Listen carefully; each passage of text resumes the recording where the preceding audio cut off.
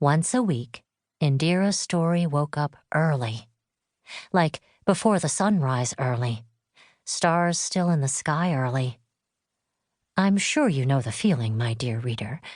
The bed is warm, the floor is cold.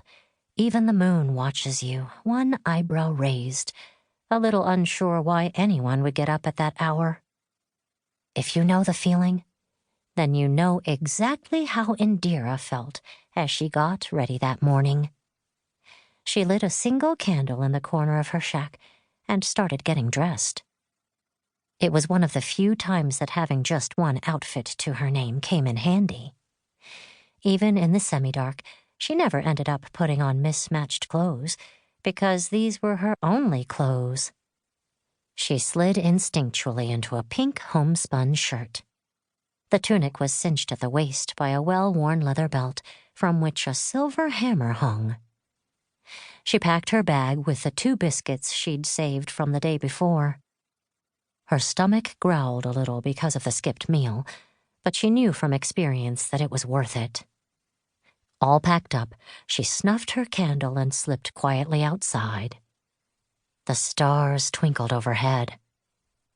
Indira walked beneath their gentle glow, moving past a row of identical shacks. All the other characters in waiting were asleep at this hour. She might catch an early riser or 2 practicing monologues, but most of them were dreaming of other worlds. She made her way down to the village proper. There were always a few people huddled by the docks. At this point, the morning crew recognized her. She received a few tired hat tips or mumbled greetings as a boat drifted toward them. Indira nodded in return before waiting her turn to climb aboard. It was a short trip. The boat ferried travelers from Origin, her hometown, to the neighboring town of Quiver. If you were out at sea, looking at the 2 towns side by side, it would be hard to tell which was which. Both cities had hunched buildings, their roofs decorated with green stones that looked almost like fish scales. Even the docks looked identical. But Indira had learned to recognize the differences. Origin was a hopeful place.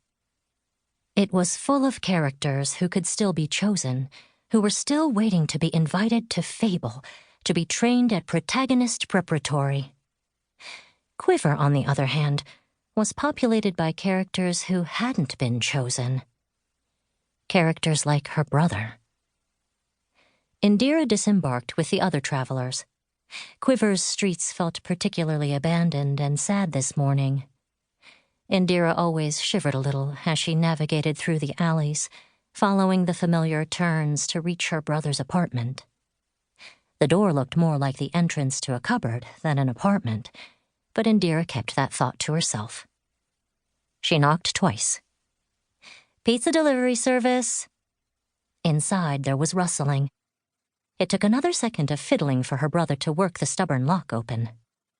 The door gave a ghostly groan. David looked out at her sleepily. The 2 of them were clearly related.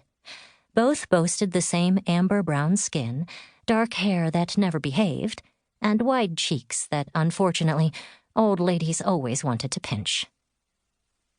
"Pizza?" David asked skeptically. "You don't really have pizza, do you?" Indira grinned before sliding past him and into the cramped apartment. "We can pretend it's pizza," Indira said. "Just like we can pretend your door isn't haunted by a ghost that was obviously murdered here and now seeks vengeance." David closed the door, and it offered another ghoulish groan. "I thought we agreed the ghost was cursed by a witch," he said. Indira removed the biscuits she'd saved from the day before and set them on the table. A quick glance showed that David had not taken her advice from their last visit. The whole place was a mess. She gestured for him to take a seat. "Eat up before the ghost takes your biscuit." As he took a seat, she set to work on the apartment. She picked up clothes that looked relatively clean and folded them in a stack in one corner. She ushered stray wrappers into an overflowing trash can. She even found an abandoned plate wedged under the mattress. Behind her, David let out a satisfied noise as he took his first bite of the delivered biscuit. "I miss the food over there," he said with a full mouth. She finished tidying up and took the seat across from him. His eyes closed as he took a second bite. She noticed the way his shoulders hunched. He also had a few bruises running down one arm. David was only a few years older than her, but he looked so very tired.